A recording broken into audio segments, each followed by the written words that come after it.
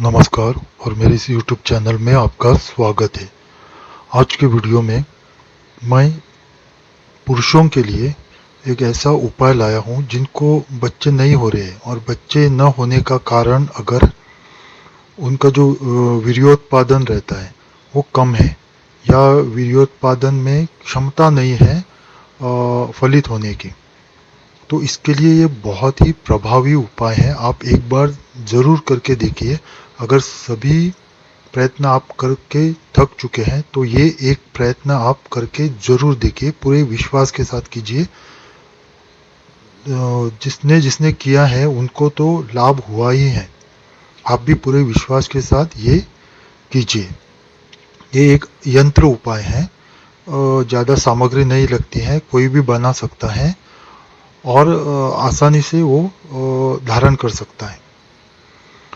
तो वीडियो शुरू करने से पहले मेरी आपसे नम्र विनती है कि अगर अभी तक आपने मेरा ये चैनल सब्सक्राइब नहीं किया है, तो अगर आपको ये वीडियो और मेरा चैनल अच्छा लगता है तो आप ज़रूर इसको सब्सक्राइब कीजिए और वीडियो को लाइक और शेयर कीजिए, ताकि दूसरे भी ज़रूरतमंद को इसका लाभ मिले और इससे आपको पुण्य फल की प्राप्ति मिले।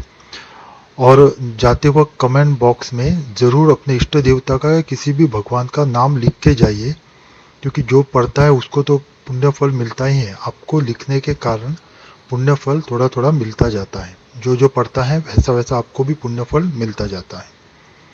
तो जैसे मैंने बताया, हाँ, और एक बात मैं बताना भूल गया कि लगभग ये 2.5-3 महीने के बाद मैं ये उपाय के वीडियो बना रहा हूँ, क्योंकि निजी साधना के कारण मुझे समय नहीं मिला था। तो अभी मैं प्रयत्न करूँगा कि साधना में से समय मिलता है तो 1-2 वीडियो हर हफ्ते बनाऊँ।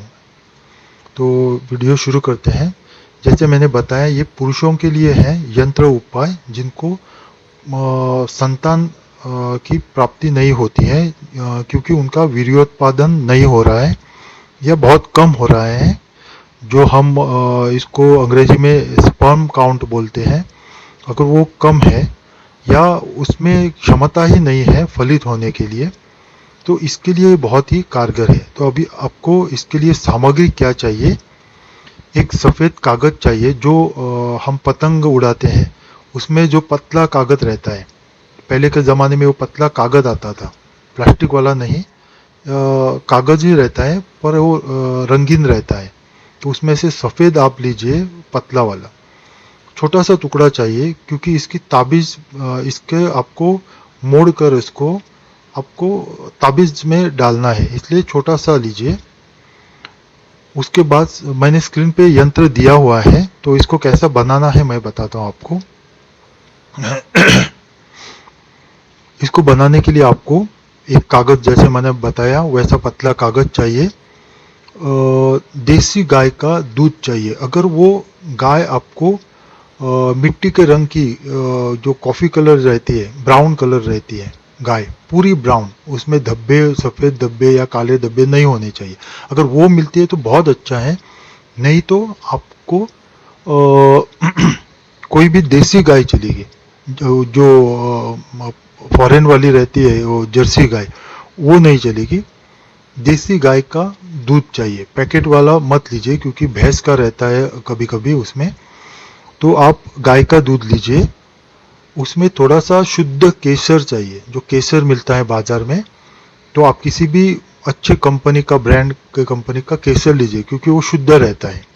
क्योंकि आजकल कोई भी ऐसे बाल जैसे कुछ रंगीन रंग डालते हैं और वो केसर बोल के बेच देते हैं, वैसा नहीं, एक शुद्ध केसर चाहिए। आपको क्या करना है, थोड़ा दूध लेना है, उसमें केसर को डाल के घोल देना है, तो वो दूध का रंग केसरी बन जाएगा। उसके बाद आपको एक जो दाढ़िम बोलते हैं हम, या अनार बोलते हैं, उसकी आपको टहनी चाहिए, एक पेन की तरह इस्तेमाल करने के लिए। उसको नोकीला ऐसा एक कीजिए, कट कीजिए अपने कलम की तरह, और उस दूध में आपको, जो केसर का बना हुआ है, दूध में डुबा के आपको यंत्र बनाना है। अभी यंत्र कब बनाना है आपको? किसी भी दिन शुभ मुहूर्त पे, अगर आप ब्रह्म मुहूर्त पे उठते हो तो वो शुभ ही रहता है। उस वक्त आपको क्या करना है, जब आप यंत्र लिखोगे तो वो काल ब्रह्म मुहूर्त का होना चाहिए। आप कभी भी उठिए, स्नान कीजिए, स्नान करने के बाद प्रथम अपने घर मंदिर की गणेश जी की पूजा कीजिए, बाकी देवताओं की भी पूजा करके आगे बाजोट डालिए। बाजोट के सामने, बाजोट पे आप एक लाल कपड़ा बिछाइए, उसमें एक कागज रखिए। उसके बाद उसके आगे दीपक जलाइए और ये यंत्र लिख दीजिए। यंत्र उसी दूध में कलम, अगर आपको अनार की कलम नहीं मिलती है तो आप आम की टहनी की कलम बना सकते हैं, पर पहले प्रयत्न कीजिए कि आपको अनार की कलम मिल जाए। इसके बाद आपको ये यंत्र लिख के बाजोट पे रखना है लाल कपड़े के ऊपर। धूप दीप दिखाइए उसको, अगर पुष्प है तो लाल पुष्प डाल दीजिए और वही बैठिए। एक देसी घी का दिया जलाइए, अगरबत्ती दिखाइए और गंध पुष्प डालिए उसको। उसके बाद आपको क्या करना है, वो यंत्र सूखने के बाद आपको वो यंत्र को आपको मोड़ के एक ताबीज जैसा बनाना है, छोटा सा मोड़ के छोटा बनाना है और दाहिने हाथ में पकड़ के मुट्ठी बंद करनी है। दिया जलता रहना चाहिए। आपको 108 बार सूर्य देव का मंत्र बोलना है, तब तक ये दिया जलता रहना चाहिए। आप बाजूट पे से वो कागज निकाल के उसकी मोड़ के उसके छोटी सी पुड़िया जैसी बनाइए, ताबीज जैसी, और मुट्ठी में पकड़िए। इसके बाद आपको ओम ह्रीम सूर्याय नमः, ओम ह्रीम सूर्याय नमः, जो मंत्र यंत्र के बीच में है, ओम ह्रीम सूर्याय नमः, वही मंत्र आपको 108 बार जापना है।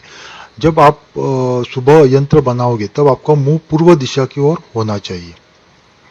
उसके बाद आपको क्या करना है, एक ताइज लेना है, खाली ताइज मिलता है, पाइप जैसा मिलता है ताइज, वो आपको एक बाजू से उसको खोल सकते हैं आप। तो खोल के उसको ऐसा रोल करके उसको ताइज में डाल दीजिए यंत्र को। उसके बाद उसके ऊपर मोम लगाइए। मोम क्यों लगाते हैं, या आप क्या बोलते हैं, मोमबत्ती का मोम जो रहता है वो लगाते हैं, क्योंकि पानी अंदर नहीं जाना चाहिए। अगर आप वो उसमें से स्नान करोगे तो पानी, अगर ऐसा ही ढक्कन लगाए तो पानी जा सकता है, इसलिए उसके ऊपर मोम लगा के ढक्कन लगा दीजिए, ऐसा फिट ढक्कन लगा दीजिए। और वो ताइज आपको लाल सूती धागे में कमर को बांधना है, आपने लाल सूती धागे में कमर को बांधना है। उसके बाद आपको निकालना नहीं है जब तक संतान की प्राप्ति न हो। जितना विश्वास रहेगा आपका, उतनी जल्दी ही आपके काम बन जाएगा। जब आप संभोग करते हो तब भी इसको नहीं निकालना है, तब तो उसका जरूरत ही है, वो कमर में ही रहना चाहिए। ये जो आंकड़े इसमें लिखे हैं यंत्र में, वो चंद्र, शुक्र, गुरु, इनके कारक हैं, इसलिए ये बहुत अच्छी तरह से प्रभाव दिखाते हैं। आप ये इतना प्रभावी है कि आप देखोगे, अगर आपका वीर्योत्पादन जो है या आपका स्पर्म काउंट जो है वो अगर कम है तो बढ़ने लगेगा, वो थोड़े दिनों में बढ़ने लगेगा। और अगर आपका वीर्य जो उत्पादन है वो ठीक है पर वो फलित नहीं हो रहा है तो भी ये काम करेगा आपका। तो ये बहुत अच्छा है, आप इसको जरूर करके देखिए, पर इसको आप गुप्त रखिए, किसी को मत बताइए। जब तक आपका काम ना हो जाए किसी को ये मत बताइए, आपके पास ही रखिए। और अगर संतति हो गई उसके बाद आप निकाल सकते हो ताइज और रख सकते हैं बाजू, या पानी में बहा सकते हैं। तो ये बहुत ही प्रभावी उपाय है, आप इसको जरूर करके इसका लाभ उठाइए। आपका कल्याण हो। ओम नमः शिवाय।